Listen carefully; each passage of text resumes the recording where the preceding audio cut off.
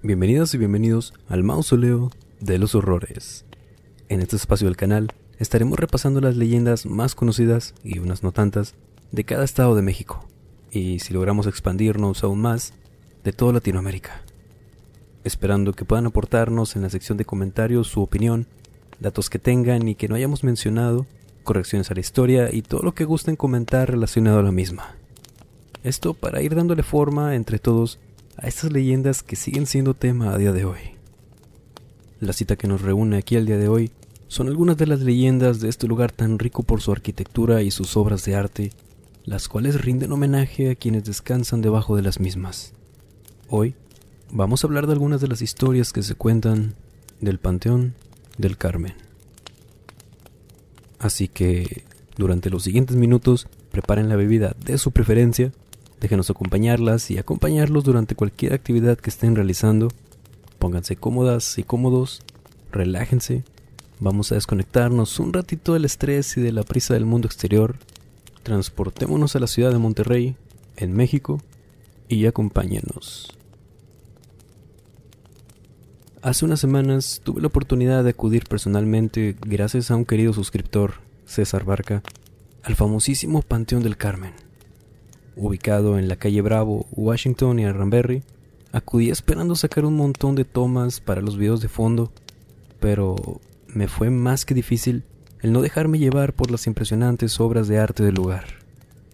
Recorriendo cada uno de sus pasillos, es imposible no percibir el paso de los años en cada uno de los mausoleos, capillas, criptas y esculturas que ahí se muestran. Siendo así, que en muy pocas ocasiones pude quitarles la vista de encima, y esa visita fue la que me inspiró, y era una cita más que obligada, el dedicarle un video a este impresionante lugar.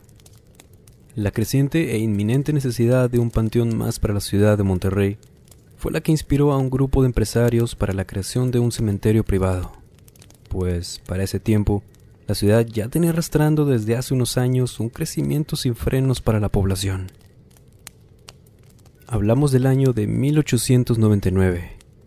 Uno de los empresarios que mencioné era Amado Fernández Muguerza, y en pleno porfiriato solicitó a quien era gobernador de Nuevo León en aquellos años, el general Bernardo Reyes, que le pudiera autorizar el permiso para crear el panteón que mencioné. Pero, a diferencia de los del resto de la ciudad, este sería dirigido para las personas de la alta sociedad. Bernardo Reyes, sin dudarlo, aceptó. Se les autorizó el permiso siempre y cuando los empresarios que llevaban a cabo el proyecto invirtieran el mínimo de 20,000 pesos en dicha obra. Aparte de que el diseño y todo lo que involucrara en la construcción del panteón debía recibir el visto bueno por parte del gobierno, siendo así que se pudiera tener un sello de garantía en cuanto al tema de lo estético. Se comenzó entonces con la construcción sobre un terreno el cual era usado anteriormente como huerto.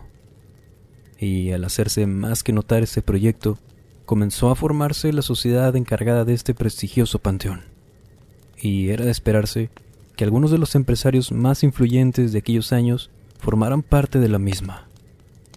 Por supuesto que un proyecto de esta magnitud debería contar con la mejor calidad profesional en todo aspecto, siendo así que se contrató al arquitecto Alfred Giles, quien en esos años era uno de los más afamados arquitectos.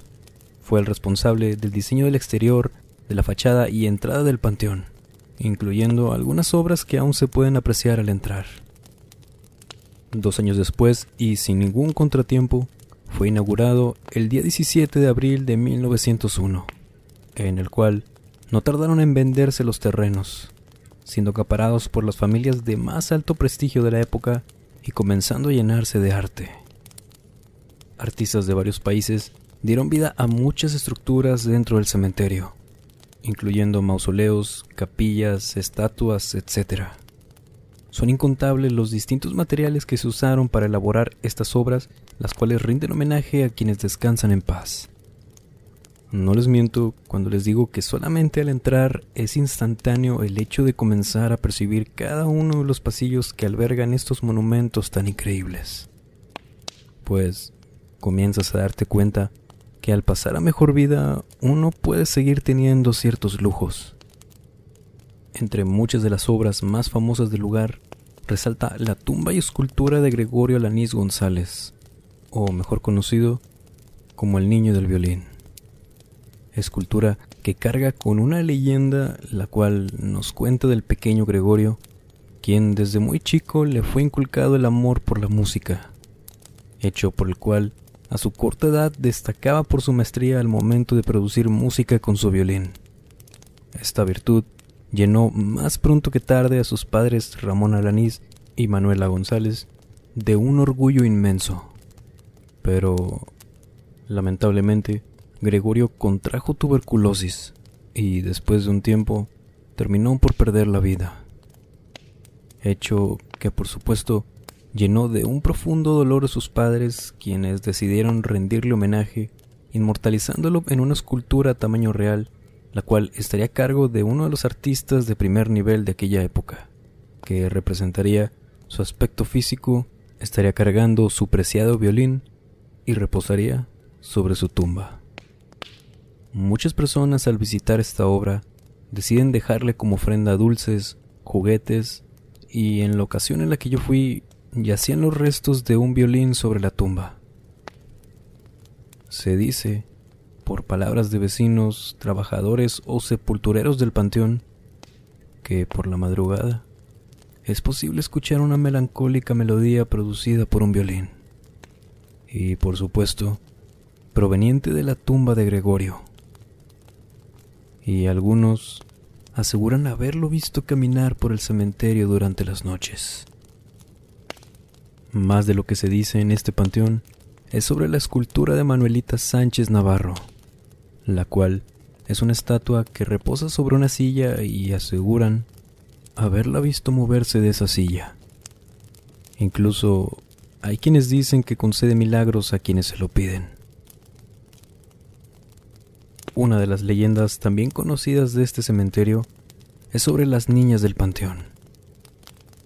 La historia nos cuenta que en los años de 1960, la familia Rodríguez era dueña de un negocio de flores muy cerca del Panteón del Carmen y el Panteón de Dolores. Corría el mes de octubre y por ser próximo el Día de Muertos tenían mucho trabajo en su local, por lo que no solo don Ramiro y su esposa trabajaban, sino también sus hijas, de 10, 8 y 5 años de edad, María, Gregorio y Viviana.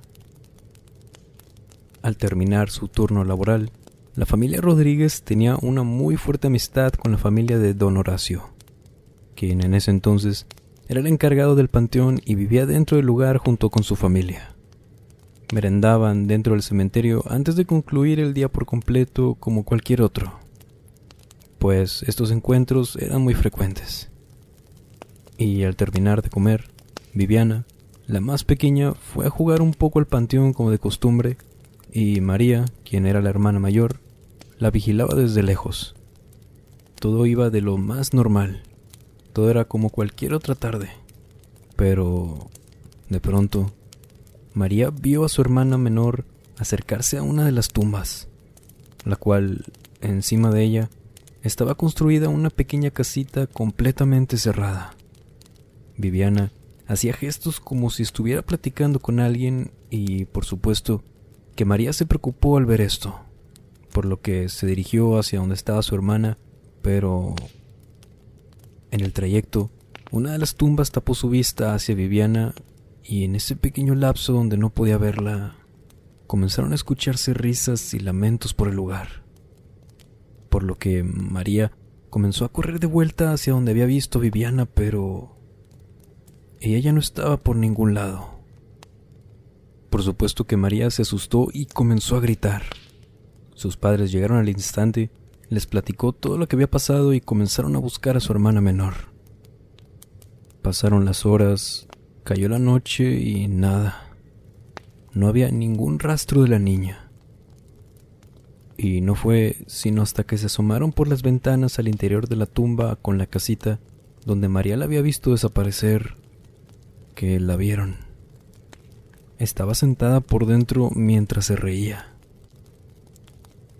La llamaron y Viviana, al darse cuenta del lugar en el que estaba, se asustó demasiado y buscaba la manera rápida de salir de ahí, pero la única manera de salir era por la puerta, la cual tenía un candado al que se le notaba el paso de los años debido al óxido, y no parecía que alguien lo hubiera abierto hace poco, y tampoco que quisiera abrirse.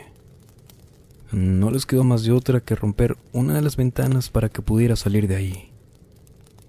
Después del susto, y ya estando más tranquila en casa, Viviana les contó que Carmina, quien era la niña que reposaba en la tumba donde se quedó encerrada, se sentía muy sola ahí y quería tener a alguien con quien jugar. Sus padres, por supuesto, lo dejaron como si todo fuera por la imaginación de la pequeña, por haber leído el nombre de la niña en la tumba o algo así. Y no la llevaron durante unos días al negocio. Pero durante el Día de Muertos, les fue imposible dejarla en casa debido a la carga excesiva que representaba este día para su negocio, por lo que Viviana volvió a acompañar a la familia. Terminó el día y los padres de Viviana notaron que no tenía la muñeca que acostumbraba a cargar con ella para jugar. Le preguntaron a la pequeña sobre eso y ella comentó que se le había prestado a Carmina. Al día siguiente descansó la familia y solamente fueron don Ramiro y su esposa a la tumba de Carmina para recoger la muñeca de su hija. Llegaron y efectivamente, ahí estaba. La madre se agachó para tomarla, pero sintió como una mano fría la tocó en el rostro haciéndola retroceder, por lo que al sentir esto instantáneamente se fueron de esa tumba. Durante el camino de regreso a casa, iban platicando y pensando sobre la historia, y ahora sí, creyeron la historia de su hija, y al llegar a casa, Viviana había fallecido. No supieron cuál fue la razón y simplemente se limitaron a decir que era una supuesta muerte natural. Su hija fue sepultada en ese panteón y toda la familia se fue de la ciudad durante los siguientes 2 años por no poder con ese dolor. Luego de ese tiempo, regresaron y reanudaron el negocio. Don Ramiro visitó de vuelta la tumba de su hija, encontrando encima de ella varios juguetes. Se dirigió con don Horacio para preguntarle y él le contó que su esposa había ido a dejarle esos juguetes, pues decía que en las noches escuchaba aún la voz de Viviana por el cementerio y también la de otra niña, que suponen es la de Carmina. Decía que las escuchaba reírse, platicar o gritar. Es tema actual en el que algunas personas que visitan este panteón aseguran ver niñas corriendo entre las tumbas. Otros dicen que al sentirse observados, voltean hacia todos lados y corren con la mala suerte de ver niñas vigilándolos desde atrás de las tumbas. Sin duda alguna, este panteón guarda un sinfín de historias, obras de arte y de misterios, que ha ido cosechando a lo largo de los años y que sin miedo a equivocarme, es uno de los mejores lugares para que estas leyendas descansen. Cuéntenos, ¿han visitado o planean visitar este panteón? ¿Qué otra leyenda o historia han escuchado de este lugar? ¿Y saben qué personajes de la historia de Nuevo León descansan en este cementerio? No duden en escribirlo en la caja de comentarios. Recuerden que la última palabra no la tenemos nosotros, sino ustedes, y que este espacio es para sumar cada vez más a estas famosísimas leyendas. Siéntanse libres también de sugerirnos alguna leyenda que les gustaría ver aquí en el canal. Gracias por compartir este contenido, por aceptar las recomendaciones de YouTube o de quien les hizo llegar este trabajo. Y muchísimas gracias también por los comentarios tan bonitos que nos dejan y, como ven, trato de contestarles a todos. Y cómo no hacerlo, si en lo personal, para mí es un placer poder platicar con ustedes en los comentarios. Así que muchas gracias por tomarse el tiempo de comentarnos. No olviden suscribirse si no lo han hecho, activar las notificaciones para que no se pierdan de ningún video, compartirlo, darle me gusta, enviarnos sus historias si así lo desean a través de la página de Facebook o del correo electrónico que dejamos como siempre en la descripción, y sobre todo, disfrutar de estas historias y pasárselo tan bien como nosotros al escribirlas y narrarlas. Les mando un muy fuerte abrazo. Nos vemos en el siguiente video. Buenas noches.